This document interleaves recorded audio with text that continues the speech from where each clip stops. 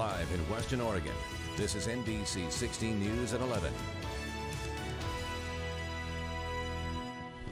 A Washington State Republican lawmaker is accused of domestic terrorism. Good evening and thanks for joining us. Filling in for Alan Matthews, I am Alexis Thrower. State Representative Matt Shea is using President Trump's impeachment tactics as his defense. Sarah Sidner has the details.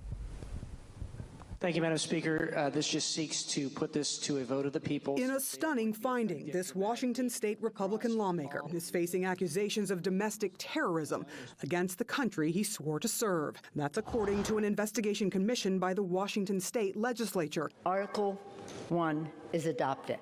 And the state rep is using President Trump's impeachment as part of his defense. The state has now forwarded the report against State House Representative Matt Shea to the FBI and U.S. Attorney. The 5-month-long probe found Shea participated in an act of domestic terrorism against the United States, engaged in and supported the training of youth and young adults to fight a holy war, and advocated the replacement of U.S. democracy with a theocracy and the killing of all males who do not agree.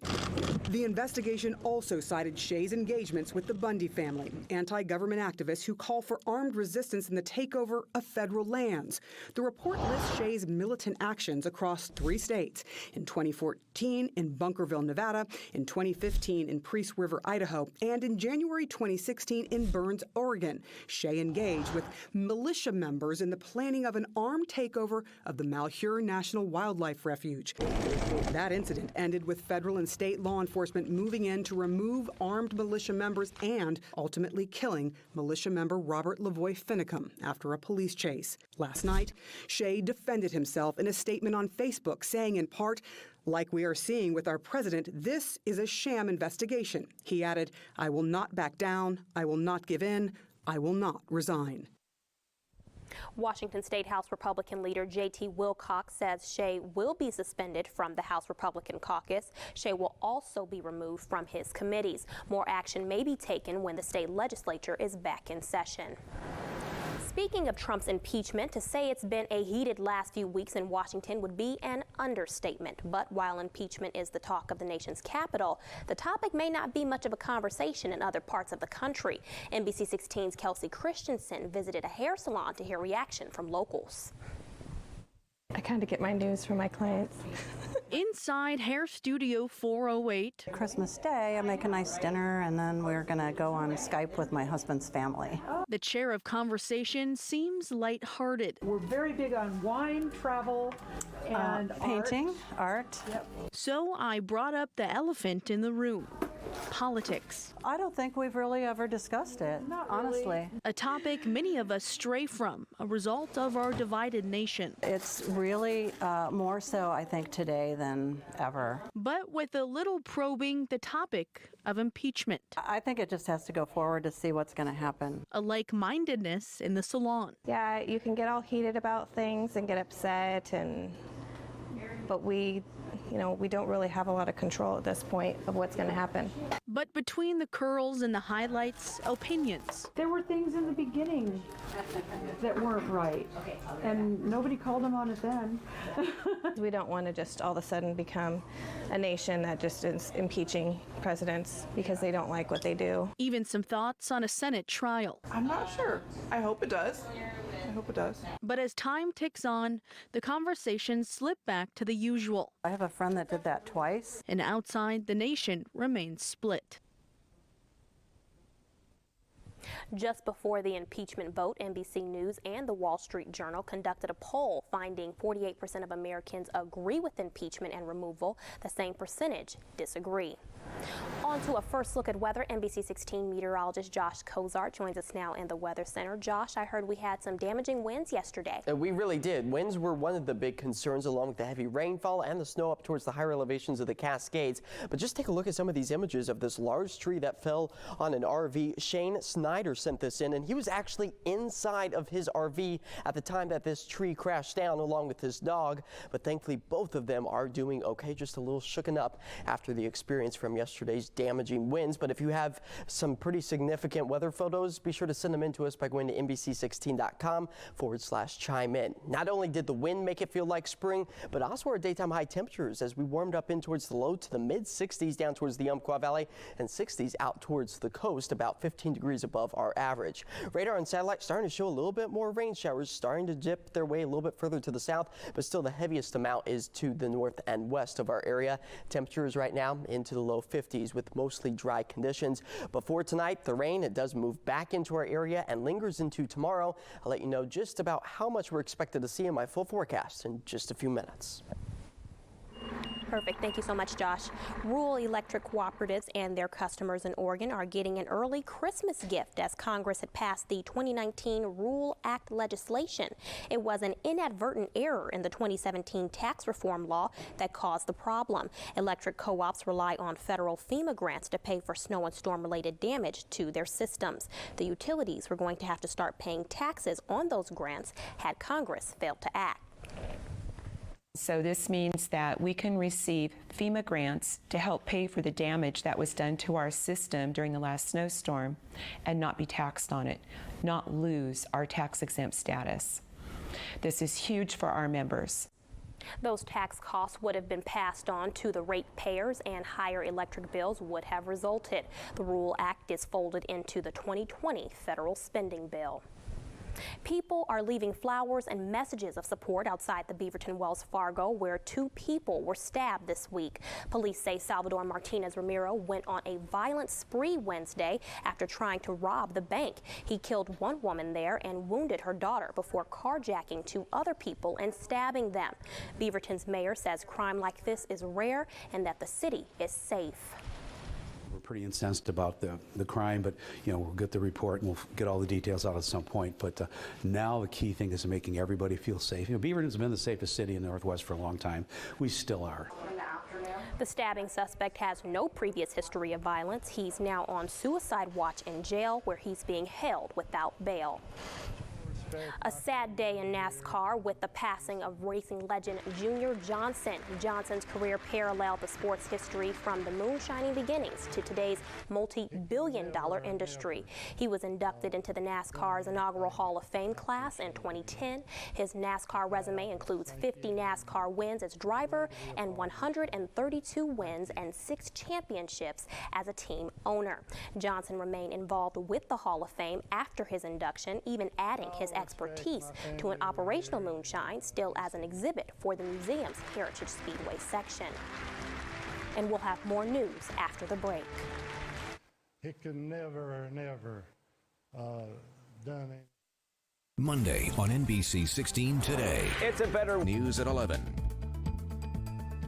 Due to an unusually rainy September and cold October, road construction on 19th Avenue and Agate Street is suspended.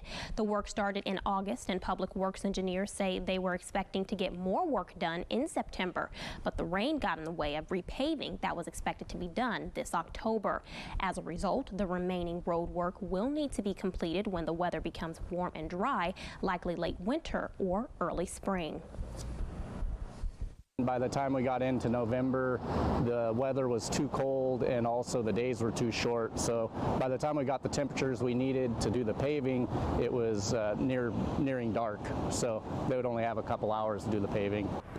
As part of this project, new safety measures have been put into place. The intersection in 19th, which was once a 2-way stop, is now a 4-way stop. Additionally, an island has been placed in the intersection.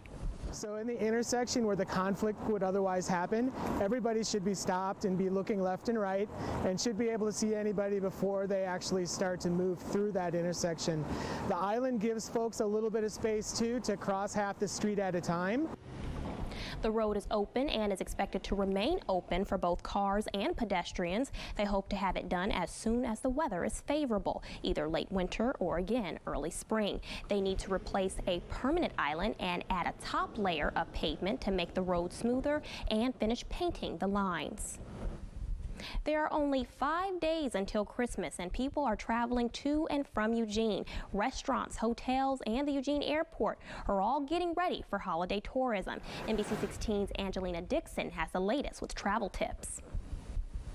Well, for the holiday season, we're expecting good things and looking ahead to 2020, even better things. With all the special highlights coming in 2020, such as Hayward Field and the expansion of the 5th Street Market, Lane County is seeing more dollar signs. We started a little bit behind the 8 ball, but we've caught up over the fall, and we're on pace this year to meet the budget. So, you know, we're on a streak of 9 straight years of increasing revenues in terms of tourism in the county. And all the hot spots and holiday activities are all going on right now. Shoppers are also braving high traffic areas by getting that last-minute list done. And then there's also things like the coastal getaways. You know, we've got some great opportunities over on the coast this time of year, so, you know, take a little vacation. Speaking of vacation, if you're planning to get on a Big Bird and fly south for the holiday season or anywhere else, airport officials want to make sure you're all set to go. There's really no popular destination this year, but one thing's for sure. They're all busy. I wouldn't be able to pick out one. Every single flight is going out busy as people are traveling both outward to go see family or people coming here to see family. Eugene Airport staff says don't forget to arrive at least 2 hours early to the airport so you won't be crunched for time waiting in line. With all the rain, a landslide in Tacoma is cutting off Amtrak service between Seattle and Portland during a busy travel weekend. Train service will be suspended through Sunday morning. If you have reservations, buses will be shuttling passengers back and forth. The YMCA is closing in on its fundraising goal for its new facility. This week, they announced the community matched a $500,000 donation from local philanthropist Betty Soaring for a total of $1 million. That $1 million donation adds to a $15 million grant awarded by the state this summer. The total cost for the 70,000 square foot facility on 24th and Hilliard is expected to cost upwards of $30 million. But CEO Brian Steffens says with community support, it's a goal they can reach. We absolutely have confidence in this project. We have ongoing and inspiring conversations with donors almost every day, and we know this project will be successful because the Y has been impactful for a generation. The YMCA will be announcing an update on their fundraising, and they will be revealing the expected groundbreaking date this upcoming spring.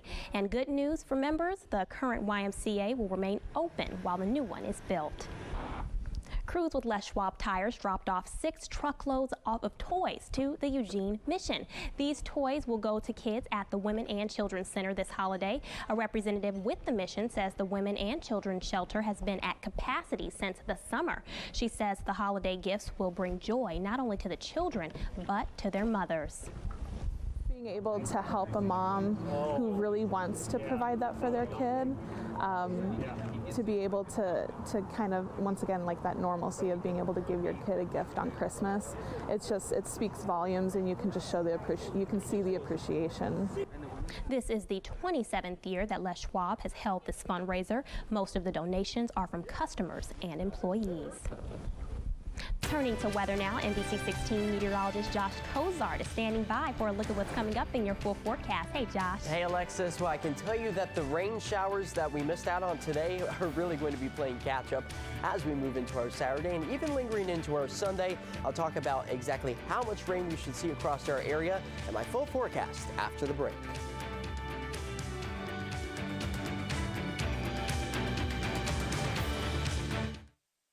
Les Schwab is once again teaming up with NBC 16 with meteorologist Josh Cozart. It was a dry day all across western Oregon, but boy, did it feel like spring out there as temperatures managed to warm up about 15 to 20 degrees above our average. We should typically be sitting into the 40s for this time of year.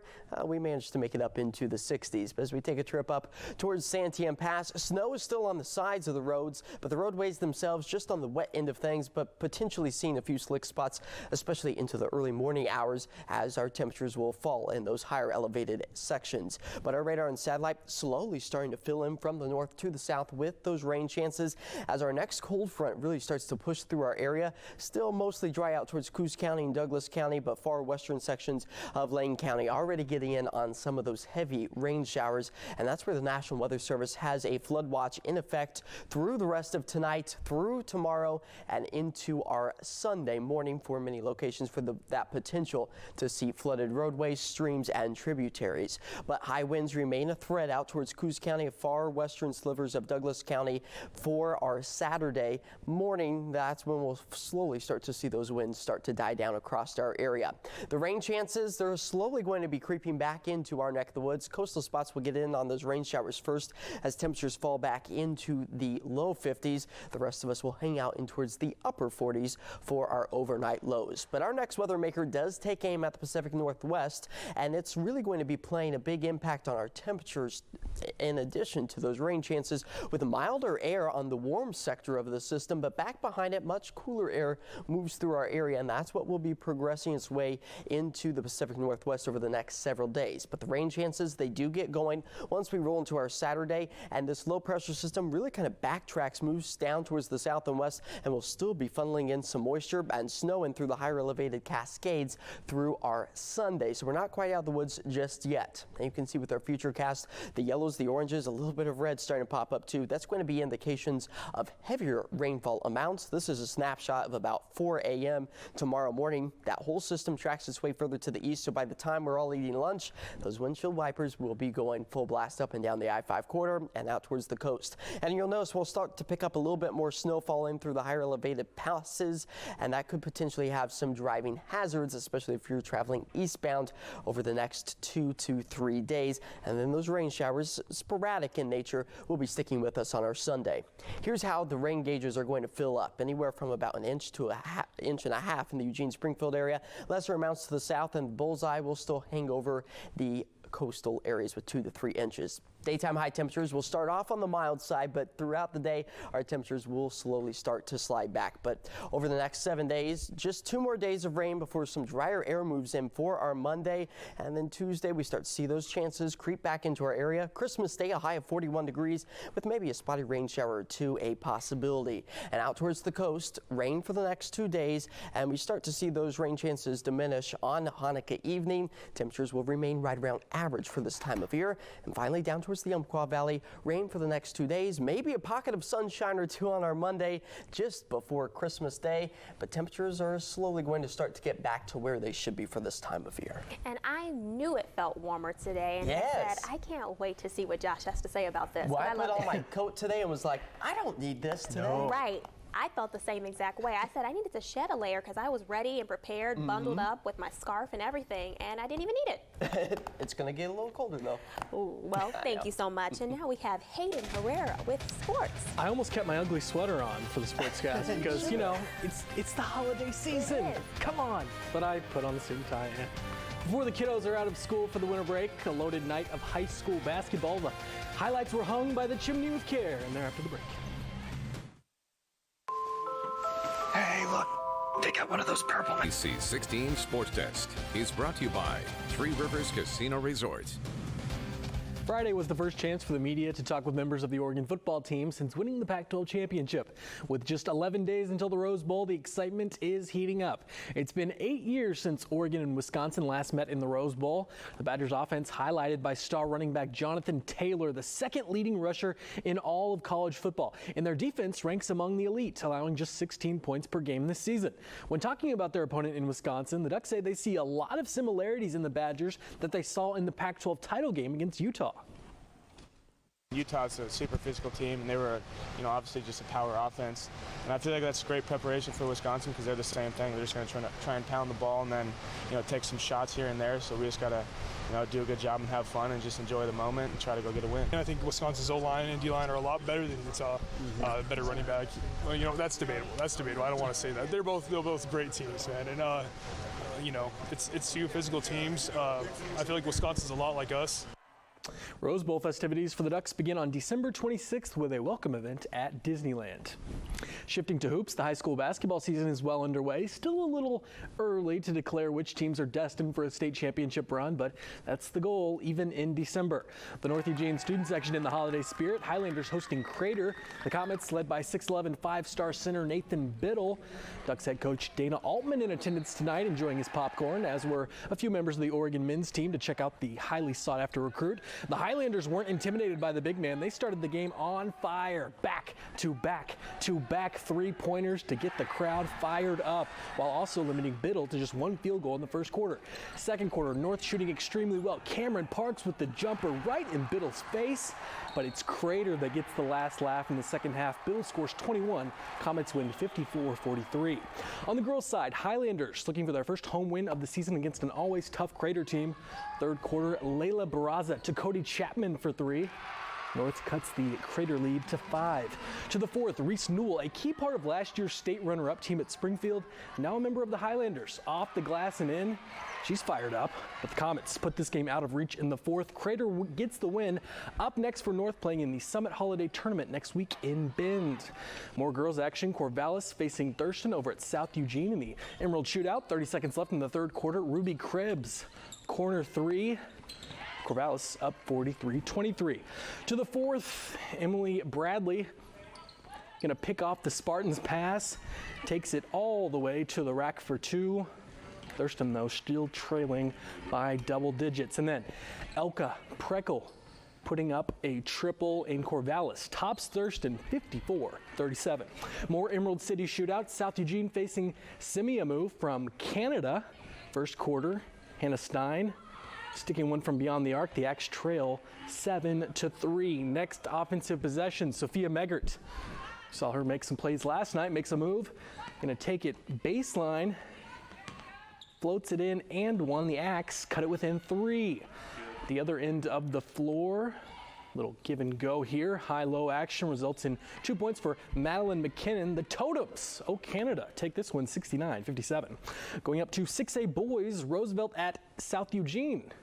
More Emerald shootouts. Second quarter, Axe up by 8, but Roosevelt off a quick steal. Donatello Tooper with the one-handed slam. That could be our play of the night. More Roosevelt. Gianni Moore with the fake jumper for 2 to take the lead, 30-29. Third quarter, though, it's all Bryce Betcher from the arc. The Axe quarterback up 58-48. South Eugene takes this one 91-75. 5A boys action. Ashland at Churchill. First quarter, Lancers off a quick steal. Samaje Morgan to Kaylin O'Neill for the bucket. 8-3 Churchill. Morgan again on the dribble. Gonna lob it up to Brian Garacki for the alley-oop. 13-5 Lancers. And so far, Churchill dominating Ashland. Ty Westkind hits a 3 to end the period. Churchill up 31-14. They win 96-64 and move to 4-0. Alexis, this is my last time on the desk in 2019. Oh my Our Rose Bowl coverage begins next week. Be sure to tune in. We'll have everything covered for the Ducks and Badgers. Should be a good one. Going to Disneyland? On the 26th, the Ducks are. Yeah, we'll have that for you. So fun. You got to visit Disneyland. I've never been. You need to go, I want to go. I worked there for a little bit, but I'll tell you about that after. Okay. When we come back, we're going to actually talk about visiting a little bit more, because Christmas came early for some really sweet babies out of Montana, and they got, of course, a very sweet visitor. The boss asks us all to say, Happy Holidays. Visit to some of Montana's tiniest patients who are spending the holidays in the hospital. Chris Kringle went to St. Vincent Healthcare in Billings Thursday to visit the neonatal intensive care unit, and the babies are building up their strength before they can go home, and they got their picture with Santa Claus. Merry Christmas to them. You have a foundation of strong values. GCU